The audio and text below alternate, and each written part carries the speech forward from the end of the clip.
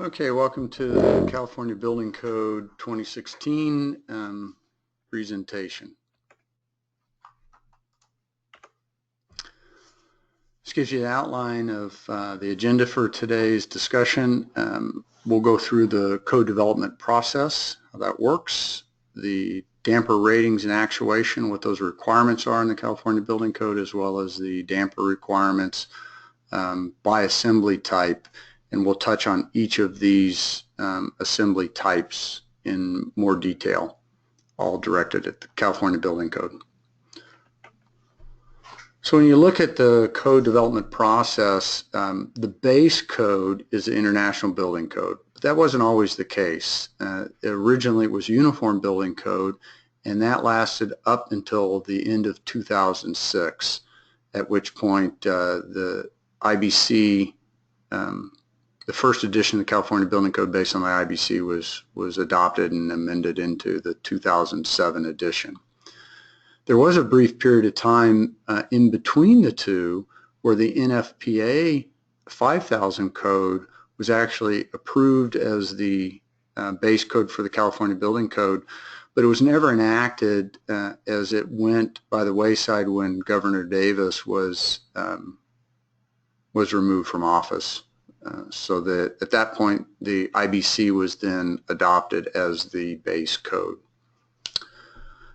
Regardless, each of these codes goes through a 3-year cycle, and the process is one of receiving proposals from anyone. So any person can submit a proposal for a change or an amendment to the building code, and we've certainly submitted in many of those, myself included, over the last 20 years. A number of code proposals have been processed that way by us. Those proposals are packaged, and in each cycle there's probably 500 to 1,000 proposals that go through the entire building and mechanical code process.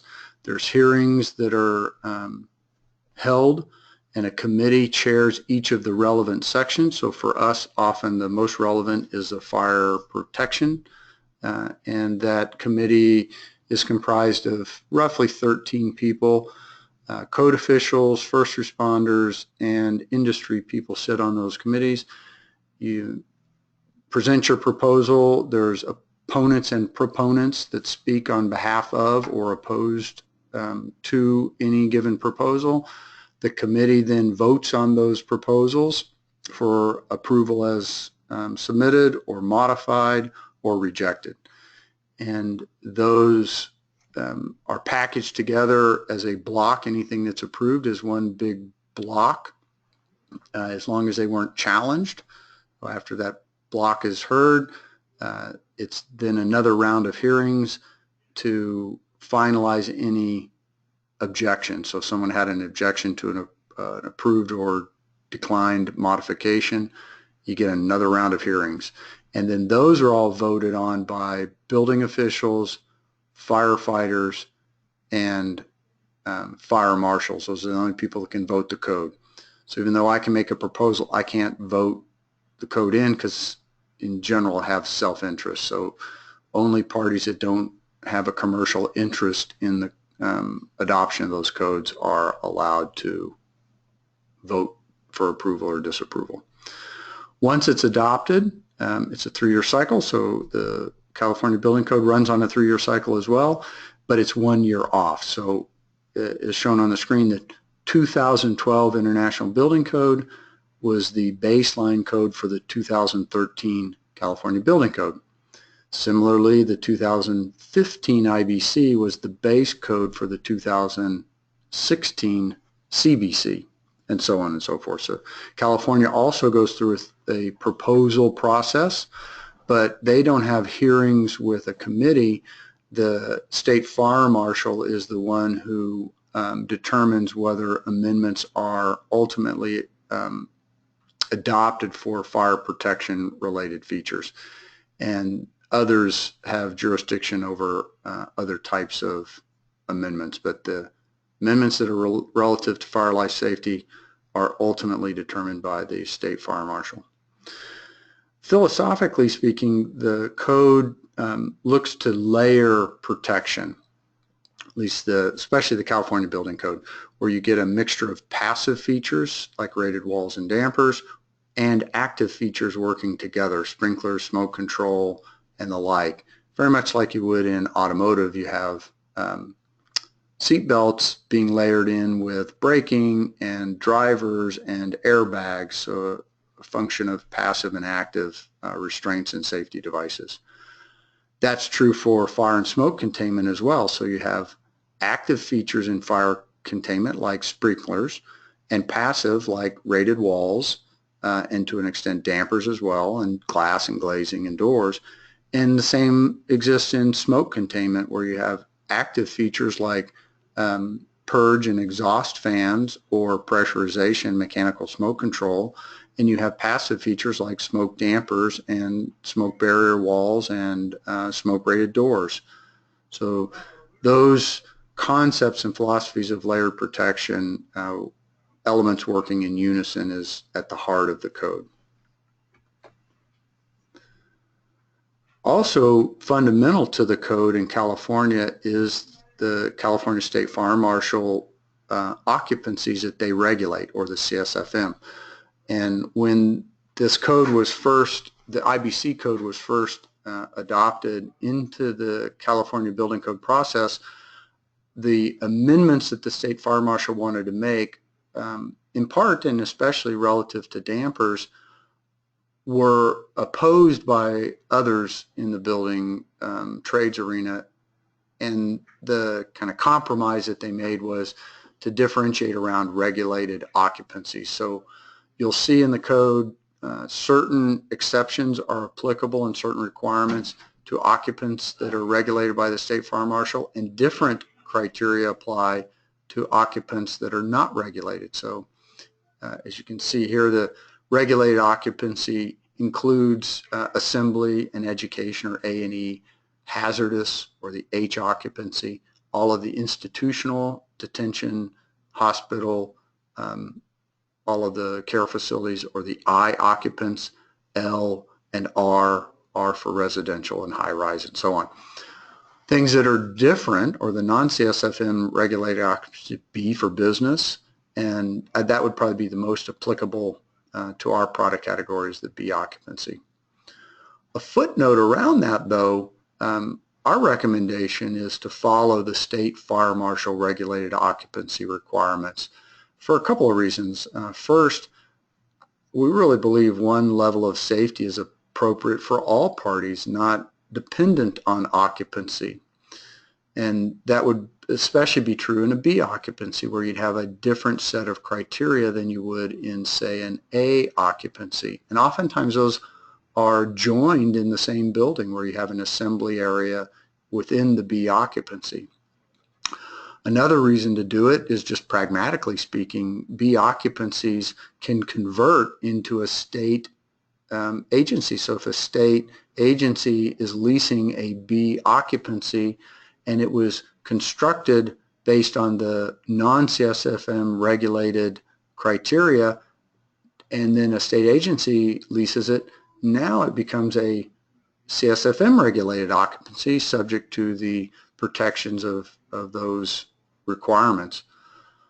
So for both of those reasons and others, we think it's simpler and better life safety protection to follow the CSFM regulations. Looking at the comparison of the 2016 CVC code compared to the 2013 code, we broke down this slide to show you what all of the changes were, but really to point out two that have more principal impact, and the others, while helpful and clarifying, they don't really change the substance of the code. But the first two at the top, the first one is the introduction of the requirement for dynamic ceiling radiation dampers, and this is applicable predominantly in a multifamily housing or an R occupancy, where you have HVAC units that are less than 2,000 CFM. In the mechanical code, those are not required to shut down or to have a detector and force shutdown when you go into an alarm. Anything over 2,000 CFM is. But in those occasions where, say, it's a 1,200 CFM cabinet air conditioning unit in a apartment and it doesn't shut down, now you've got a circumstance where you're penetrating a rated floor ceiling assembly, and at the ceiling membrane you have a ceiling radiation damper. And on the supply side, not such a problem because these tend to be a butterfly style ceiling radiation damper. The air is blowing down and forcing the damper to close. They close quite nicely under dynamic occasions or circumstances. But on the return air, those blades now are being pushed against or pushed into the open position, and they very well may not close under airflow. So the code recognizes that and puts a stipulation to require dynamic ceiling radiation dampers. Unfortunately, none exist in the market today. It's a fairly involved test. We thought that it would be a simpler process. We developed this test criteria with UL over 8 years ago and have been really working with UL to try to come to agreement on how to test it, and cannot come to that agreement with them. So currently there aren't any. So our recommendation is to tie a detector to the unit and shut the unit down, even though mechanical code only requires it at 2000 CFM and above. From a safety standpoint, you need to shut the units down so that the ceiling radiation dampers can perform properly and protect the floor ceiling assembly from elevated temperatures, self-combustion, and potential floor collapse. The next impacted area is smoke-rated ceiling radiation dampers. So it was good that the code finally introduced those, and where this becomes applicable is in a corridor, rated corridor application where the ceiling of that corridor is a part of a floor ceiling assembly. So not that common, but when it does occur, it's clear now in the code that the damper protection is a smoke damper and a radiation damper, or a radiation smoke damper. And we have those as well as others to solve that problem. So those are the new impacted areas. Now starting to look at the damper requirements that are spelled out in section 717 of the code. Listed here are the 5 damper product categories, and the one at the bottom, the corridor damper, while it's been around for 15 years, it's new in the code. So previously you didn't see a corridor damper listed. It is now, and we'll go into that in more detail when we get to the corridor damper section. Where these are applicable though is in a tunnel type corridor where the ceiling of the corridor is constructed out of the same design and materials as the wall. And that's what we would call a tunnel type corridor, and that's where the corridor damper is required or is applicable. It's a 1-hour rated assembly, and otherwise it has the same criteria as a fire smoke damper would from a minimum listing requirements. And you'll note up under the ceiling radiation dampers, it's now also stipulating the dynamic rating requirement when the fans are on during a fire, as I noted earlier. Looking at the actuation, or what causes a damper to close, or how is it actuated. So a fire damper is actuated as stipulated here. If it's a smoke control system, the minimum temperature you would close at is 160 degrees, but you can go up to 350 degrees in a single link or a single heat responsive device. In years past, that wasn't the case. You would have to close at 165, then reopen it for smoke control, and then close again at the maximum rated temperature of the damper, oftentimes either 250 degrees or 300 degrees F. Now this isn't new, but it's been around for about 8 or 10 years in the code to allow a single link, and that's what we recommend from a specification rather than the complexity of a 2-link system and all of the added wiring and systems control that go with that. When you've got a smoke control system, just rate the damper to the maximum temperature you need it to operate, 250 or 350, have a single link that will close at that point. And then you've got the simplest system. It's by far the lowest cost from an electrical wiring standpoint, and I think it provides an improved safety just because simpler systems tend to be safer. There's no override to mess with. It's closed once and done, but allows you to operate up through the maximum rating of the damper, so you can maintain smoke management up to even 350 degrees. The other noteworthy place is when you have the damper installed close to a heat exchanger. Now the 160-degree minimum temperature may not be sufficient, because the typical way these links, the fire releasing device, it's a soldered link. It's a eutectic solder that liquefies at that rated temperature. But even up to 15 degrees before that, that solder is becoming somewhat supple, so it softens, starts to liquefy, and then liquefies and separates.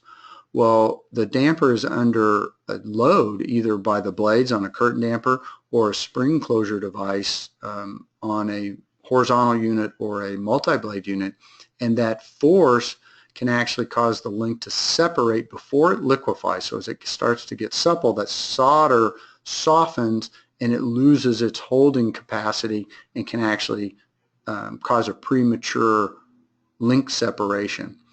So the way to prevent that is to specify 212-degree links whenever you're in an application that duct temperature is above 130 degrees. That'll prevent what we would call a nuisance closure, and it's fully compliant within the code. Smoke damper actuation is a little different. So these 5 options have been in the code for quite some time now. They were clarified in this round, so that was a good thing, especially number 5. It used to have requirements for a total, what was called a total coverage system. Now it's simpler to understand in that anytime you have a smoke detector system installed throughout the area that duct services, you can connect the smoke damper actuation to that detection system and let that dictate the closure of the smoke damper. Whenever any detector in the system senses smoke, the smoke damper will close. But as a designer, you have any of these 5 choices. They're all relevant. They're all valid. I tend to point to the lowest cost option, whatever that is, and very often it's number 5. But it could be also say number 3, where you're using a spot detector because it's just convenient. It's there, it's convenient to do. Or you're part of a corridor and you're going to use the detector installed within the corridor. It's just situational. When you're facing a retrofit circumstance, number 1 becomes a really good option there, where the manufacturer, ourselves included, can provide a duct-mounted smoke detector integral to the smoke damper and wired to a single point electrical contact, so that the electrician merely has to connect power to the unit, and now you've got a self-contained smoke detection system within the smoke damper. Also a nice option for tenant improvement or retrofit. This page, I'm not going to go through every line on it. It's really intended to be a reference document, just kind of a cheat sheet, if you will.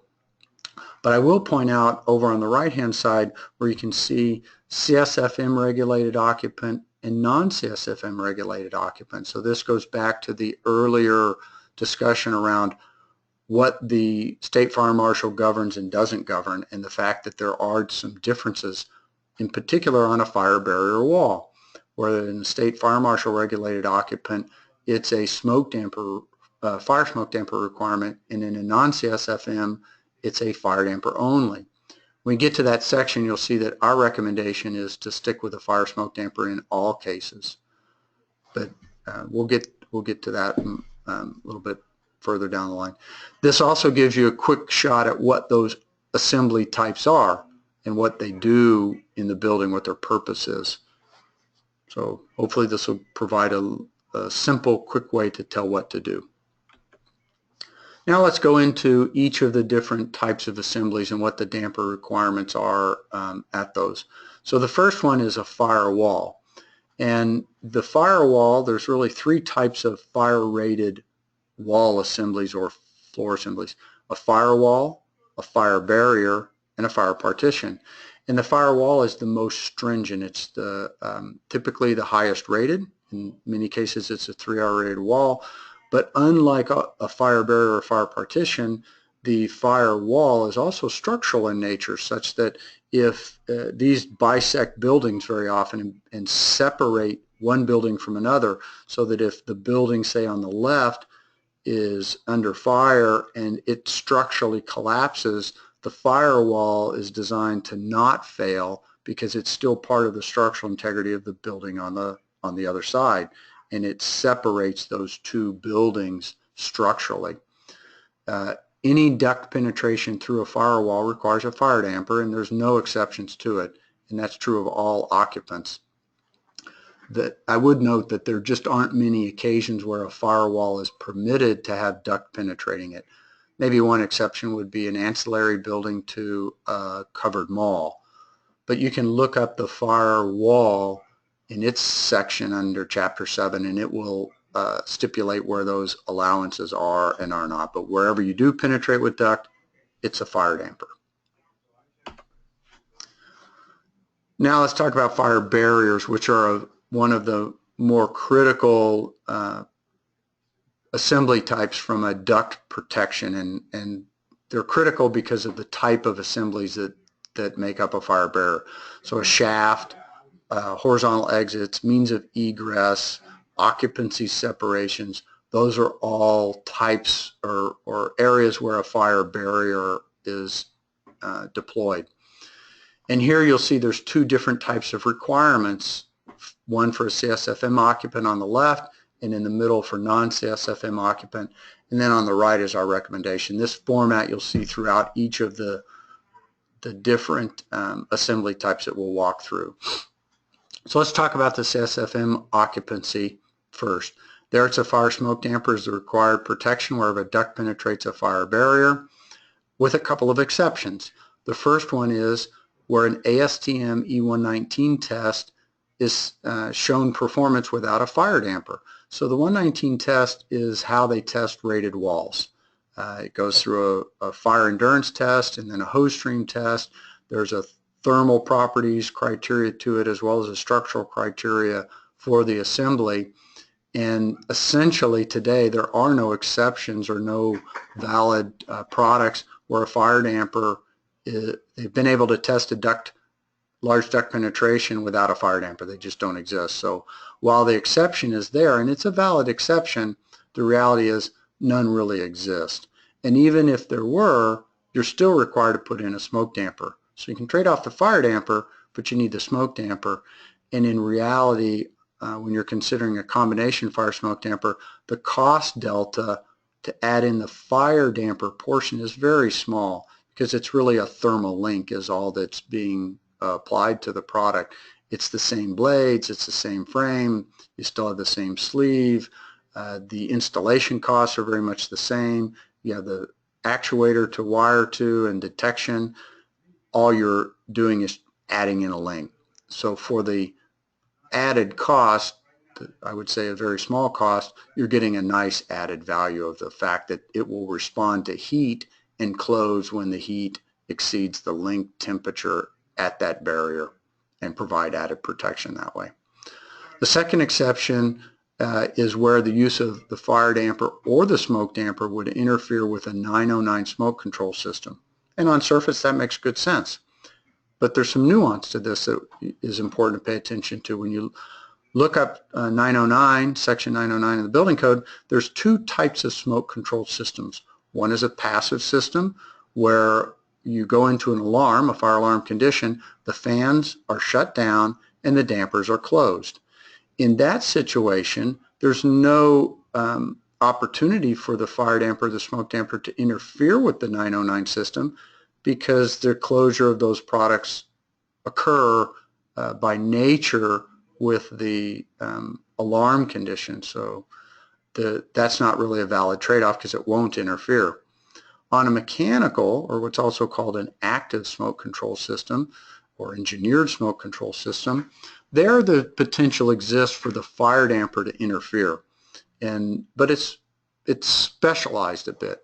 So the circumstance would be such that if I have a mechanical smoke control, say a smoke purge system in an atrium, or an engineered pressurization smoke control system, and the fire damper would close based on temperature, but by closing it shuts off the airflow and now disables the ability to purge or disables the ability to maintain pressurization control.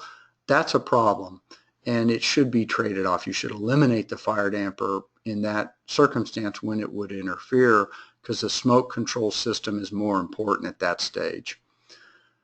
However, eliminating the smoke control damper is a little more risky. Often and typically, the smoke damper is interconnected to the mechanical smoke control system, and then the smoke control system therefore knows what position to put the damper in and can override it if it's in the wrong position. So it's hard to really find a situation where the smoke damper will interfere with a mechanical smoke control system, and it certainly will never interfere with a passive smoke control system. So the net is, there are times under mechanical smoke control where the fire damper should be eliminated, but the smoke damper should remain. Now switching over to the non-CSFM regulated occupancy. The same ASTM E119 exemption exists, as well as the 909 exemption, and now there's a new one, exemption number 3, that doesn't exist for the CSFM. And this is in a fully sprinklered building in a non-H occupancy, so not in a hazardous duty, and it's penetrating a 1 hour or less fire barrier wall with 26 gauge duct. There's no fire damper required.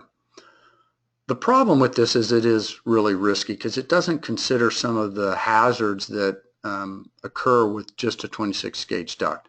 On surface, that makes some sense. Okay, I've got duct running from the grill to the HVAC unit. No flex duct is allowed. It's hard ducted, supply and return. And if fire were to hit that area, I've got the duct at least to stave it off for a bit.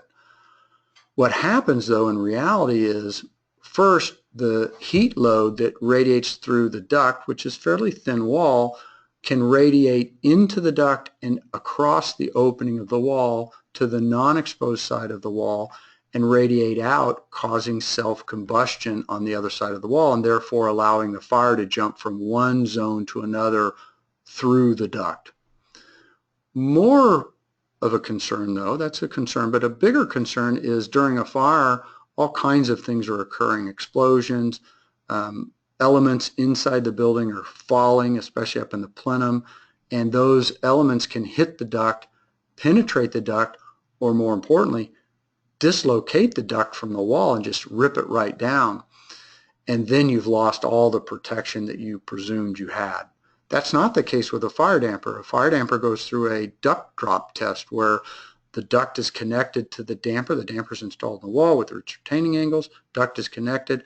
A 55-gallon drum of water is elevated 25 feet in the air and released, impacting the duct.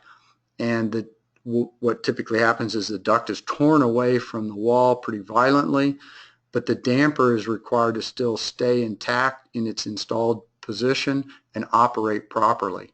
So regardless of duct impact or not, the damper has to still perform. So there's an added protection feature you get out of a fire damper that's just not there in this 26 gauge duct exception. So when you look over to the right on our recommendations, that's not an exception that we would recommend that you take. The one that we do think is appropriate is where the fire damper would cause the 909 mechanical smoke control system to be disabled. We think that that's an important one to trade off. But recognizing that fire dampers really are one of the most critical life safety assemblies in the building, as I mentioned earlier, they are the separations between occupancy types. They also provide a critical means of egress, and they segregate buildings through shafts and other features in the building as one of the primary fire protective features and smoke protective features in the building. That's fire barriers. Now, a couple of specific types of fire barriers are called out in the code. The first is a horizontal exit, which is oftentimes a little misunderstood as to what a horizontal exit is. So while it is a type of fire barrier, It's not an exit out of the building. A horizontal exit is actually an exit from one area of the building interior to another area of the building interior. And it lands in a location that has been specifically designed as somewhat of a defend-in place for occupants that can't safely egress the building. It's not an area of refuge, but it creates a safe area for people to, quote, exit to, even though they're still inside the building. So it's a pretty critical place, because oftentimes it's for critical care people, and you find these in hospitals more often than in any other location. So in a horizontal exit, the minimum requirements is the same for all occupancies, and that's a fire smoke damper. Well, really in the code it stipulates a smoke damper. However, since a horizontal exit is also a fire barrier, you look at the fire barrier and it requires a fire damper as well. So the smoke damper is required, and there's no exceptions to it, and the fire damper exceptions would be per the fire barrier, which I talked to a moment ago. Our recommendation is a fire smoke damper with no exceptions, and we view this as a critical life safety protection area, and therefore the exceptions to the mechanical smoke system shouldn't apply to the horizontal exit. Another type of fire barrier specialty type is a shaft enclosure, and it's called out separately with its requirements. And here again, the minimum requirements, which are just that, by the way. A minimum requirement is not the maximum requirement. As a designer, you're always entitled to do more, and very oftentimes you should do more than what the minimum requirement is. And I believe if you follow our recommended requirements, that would satisfy those conditions. So the minimum requirement here gets a little bit more complex, and it breaks it down into fire damper exceptions, smoke damper exceptions, and then exceptions to both. So on a fire damper, there's an exception that allows a 22-inch subduct or piece of duct that turns vertically up into the shaft. As long as you have continuous upward airflow, so an exhaust application to the outside and a 22-inch subduct, you can eliminate the fire damper. Not the smoke damper, but the fire damper. It's worth noting that there really is no testing that's ever proven that this is valid. It's just been around for a long time. And there's no justification from an analytic standpoint either. It's just been there. The next exception is ASTM E119. So as I discussed earlier, if they've run a test, if a test has been conducted without a fire damper, with a penetration, and it complies with E119, then it's an appropriate trade-off. There aren't any, and even if there were, you'd still have to put in a smoke damper. So this doesn't exempt a smoke damper, just the fire damper. Then the next one is where that fire damper would interfere with a 909 system, and I think we've covered that in quite good detail. It wouldn't be applicable to a passive, but it certainly could be applicable to a 909 on the fire damper side if that was to interfere. The fourth one is in a parking garage, and here the requirement to trade off the fire damper is that the shaft is separated from the rest of the building shafts by a 2-hour or greater rated construction. And I think that's probably a valid trade-off in the sense that any fire engaged in that dedicated shaft is now encased and restricted to that shaft and won't penetrate into other areas of the building. So those are the fire damper trade-offs. When you look at the smoke damper, they're a little bit different. So here on B and R occupancies in a fully sprinklered building, the bathroom or toilet exhaust can be, the fire damper can be, or smoke damper can be exempted in that application provided you have a 22-inch subduct with continuous running air, just like the fire damper. However, here you have to have standby power to the fan. As long as those occur, the smoke damper can be eliminated. And I think it's a valid trade-off because the analysis that we've run and the computer modeling shows that that will perform equally well to a smoke damper. A caveat, though, is that that fan has to stay running. And while the building code doesn't require it, I highly recommend that that smoke exhaust fan be high temperature rated. So the bearings and belts and fan will perform under elevated temperature because it's going to see elevated temperature. And if you've done that, that's a valid trade-off. And as you'll see in our recommendations, we believe that to be an equal or adequate trade-off to the smoke damper. The parking garage is a little trickier and a little riskier. So the same exemption is there as it is with the fire damper, but the issue is now one that the smoke damper is not the same as a fire. While the fire-rated construction may protect the rest of the building, it does nothing to protect smoke migration. So even though I'm in a dedicated shaft, that smoke can migrate from one shaft to another quite easily. Or more importantly, when you get stack effect or reverse stack effect or wind effect through that shaft, it can drive smoke down to other subterranean floors of the parking or up to other subterranean floors, and now present smoke into those areas and prevent people from egressing the building safely. So our recommendation is to not use that exception for the smoke damper because we see that as risky, especially in subterranean parking where that fuel load fire could present a tremendous amount of smoke and hazard for egress and other floors. The third exception to the smoke damper is the use of the smoke damper will interfere with a 909 mechanical smoke control system.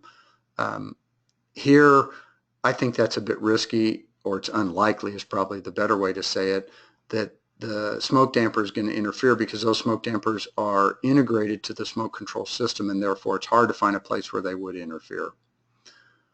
The final one, which I think is certainly completely valid, is eliminating the fire and smoke damper in circumstances where it's kitchen exhaust or it's clothes dryer exhaust. Those two applications present a couple of unique hazards.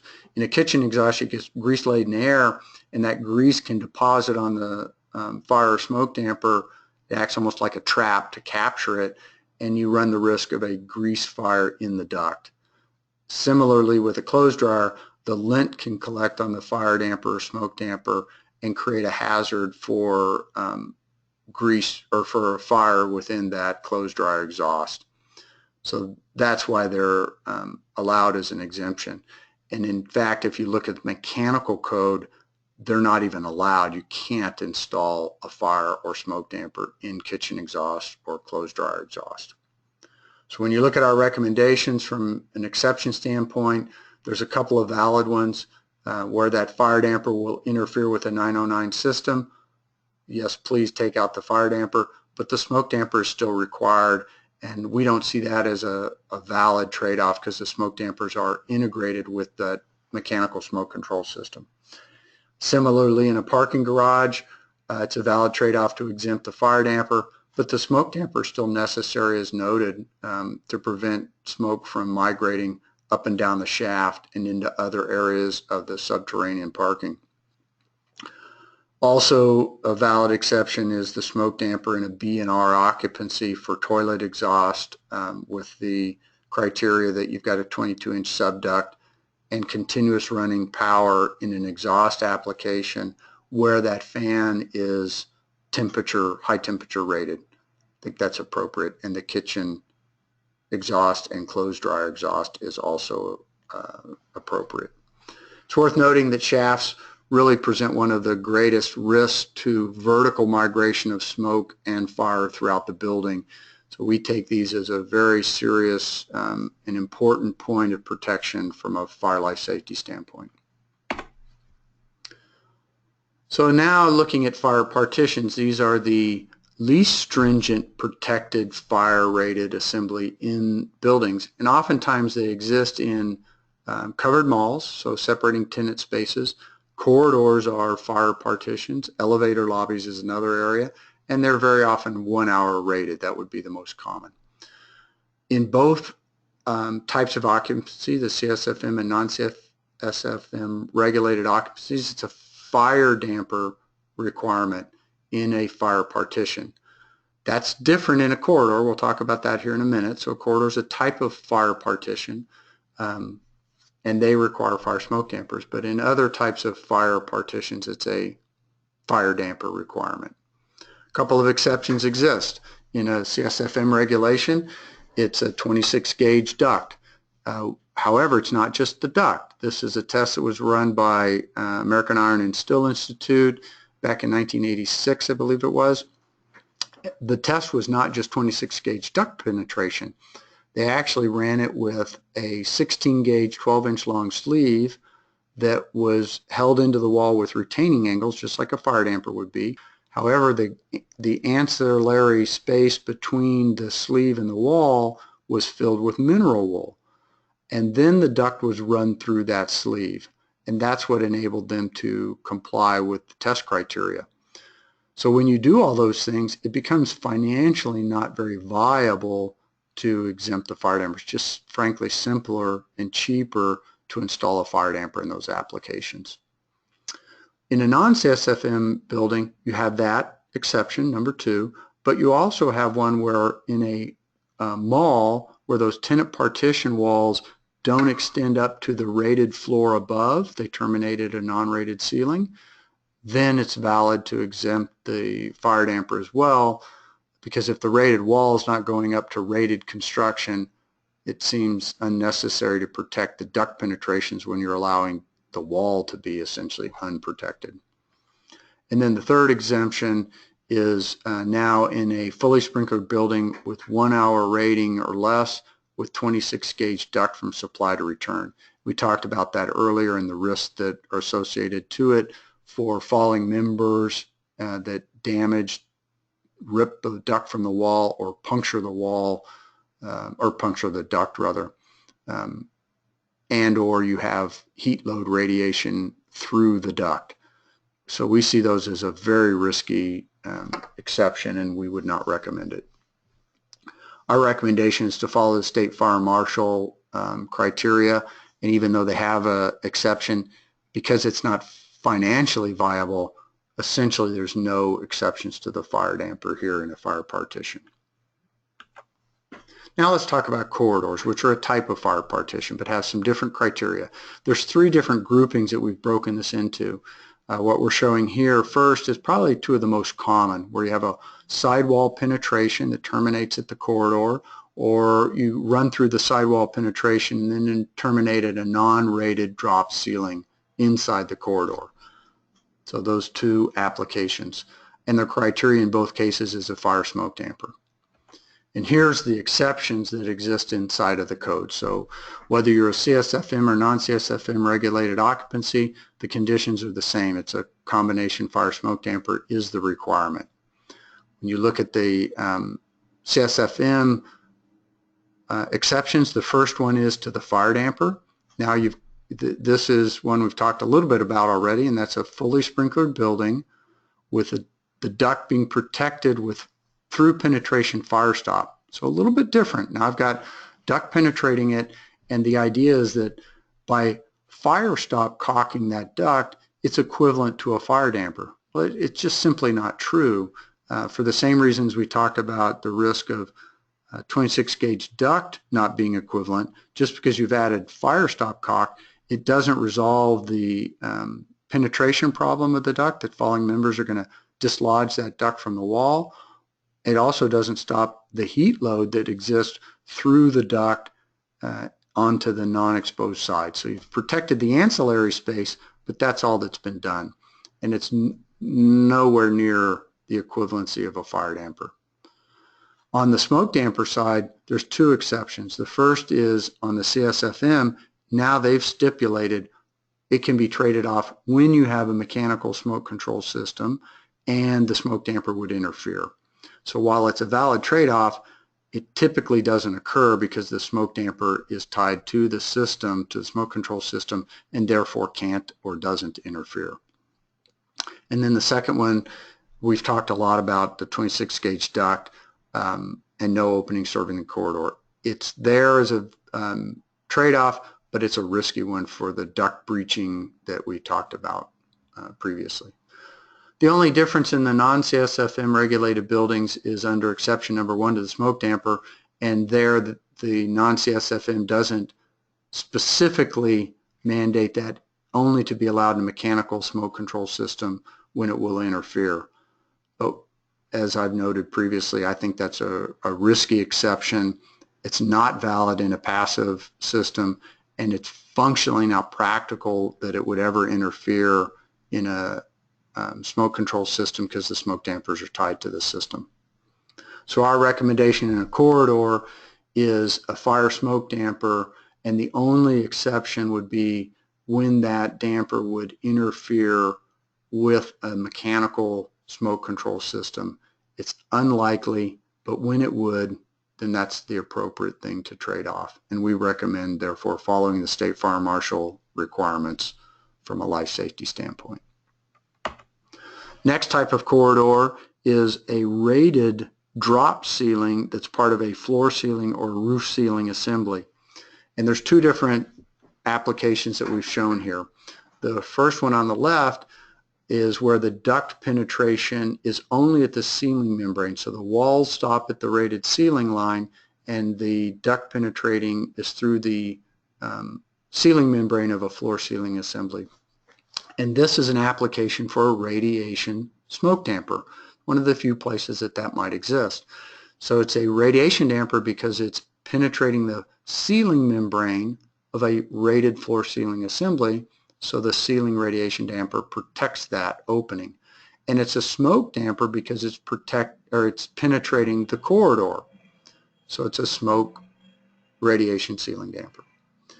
And the other application would be where I'm penetrating the wall, the rated wall of the corridor, and then inside the corridor I'm penetrating a ceiling that's part of a rated floor ceiling assembly. So here we actually have two dampers. In the wall, it's a fire smoke damper, and in the ceiling, it's a ceiling radiation damper. Not a ceiling radiation smoke damper, because I've already protected the corridor from outside smoke at the wall. So now I'm just protecting the radiant heat into that floor ceiling assembly with a ceiling radiation damper. The exceptions here, we've already covered the smoke damper exceptions, and there are no exceptions allowed to the radiation damper penetration. So the criteria is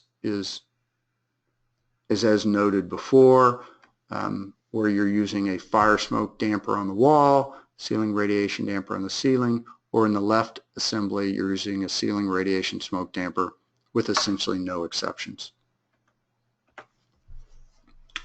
The third and final type of corridor is what we would refer to as a tunnel type corridor, where the ceiling is constructed in the same manner as the wall. And in those applications where you penetrate the ceiling, that damper is known as a corridor damper. And the corridor damper has no exceptions. When you look at the code, there's no duct exception, there's none of any type. So you penetrate the ceiling of a tunnel type corridor, you're going to use a corridor damper. If you penetrate the walls, then you're going to use a combination fire smoke damper. Now shifting away from the fire rated assemblies and looking at the smoke barrier. So like the fire assemblies where you have firewall, fire barrier, fire partition, here you have smoke barrier and smoke partition. The smoke barrier is a pretty important penetration, and it's most commonly used in a hospital where you're splitting the building when that floor exceeds 22,500 feet. Code requires you to split that into two or into areas that are no greater than 22,500 feet, and you split it with a smoke barrier. The smoke barriers are also required to be 1 hour rated.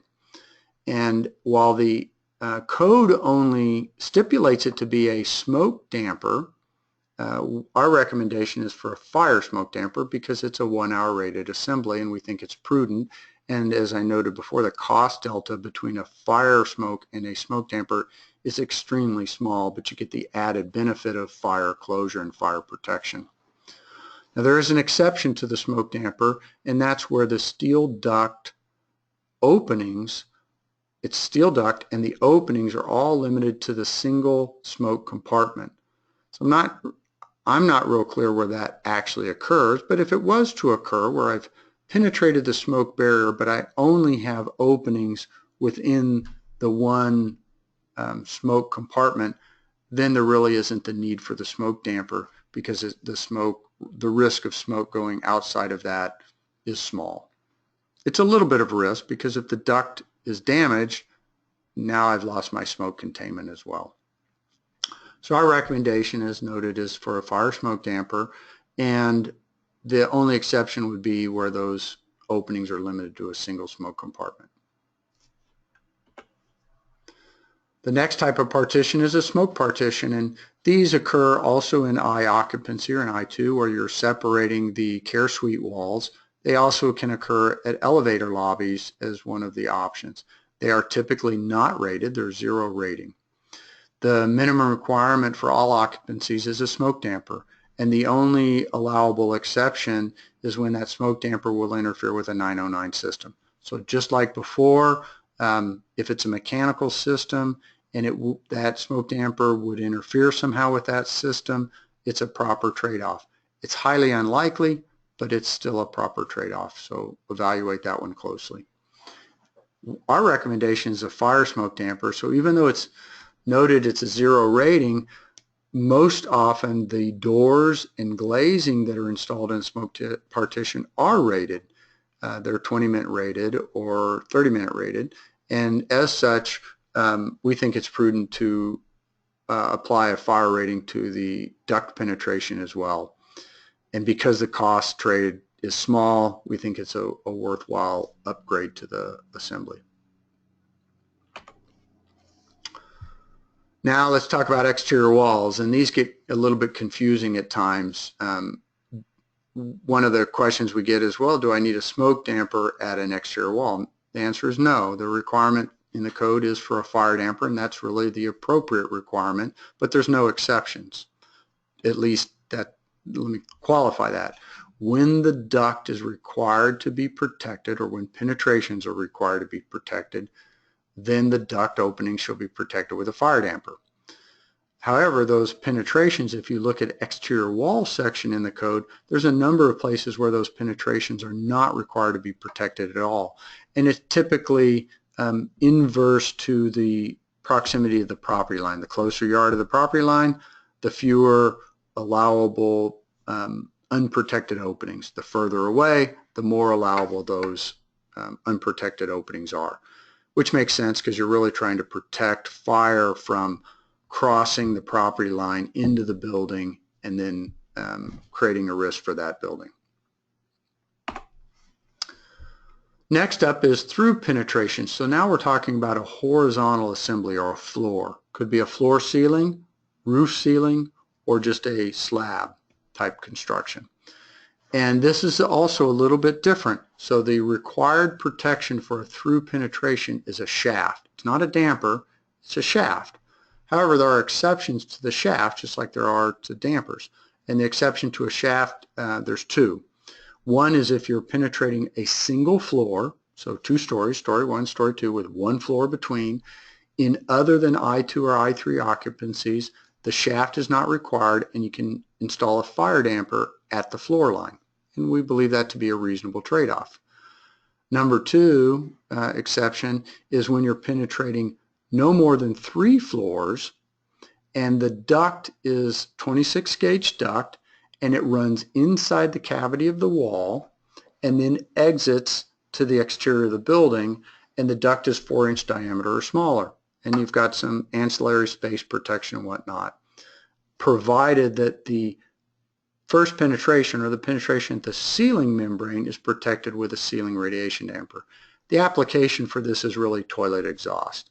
So where that toilet exhaust penetrates the ceiling membrane, put a ceiling damper there, the duct continues, 4-inch duct, horizontally in the plenum space of the floor ceiling assembly, penetrates one membrane of the wall, runs in the cavity of the wall, and then exits to the exterior. In those applications, then a shaft is not required and a ceiling damper is used at the ceiling membrane penetration. And we believe those to be appropriate trade-offs. Otherwise, all through penetrations are protected with a shaft, and then go to the shaft section to determine how those duct penetrations are protected, which is typically a fire smoke damper at the shaft walls and floors. The next penetration is ceiling membrane. So now we're not running through the ceiling and the floor. We're only penetrating the lower membrane, the ceiling membrane of a rated floor ceiling or roof ceiling assembly.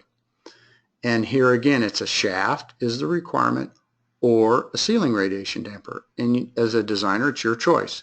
And when you choose a ceiling radiation damper, the only exception is when the ASTM test has shown that a ceiling radiation damper is not required to maintain the listing or the performance. None exist to my knowledge, but if there was one to exist, that would be an appropriate trade-off. Because there are currently none, there really are no exceptions to that ceiling membrane penetration that it requires a ceiling radiation damper. That is it. Thank you very much for your time.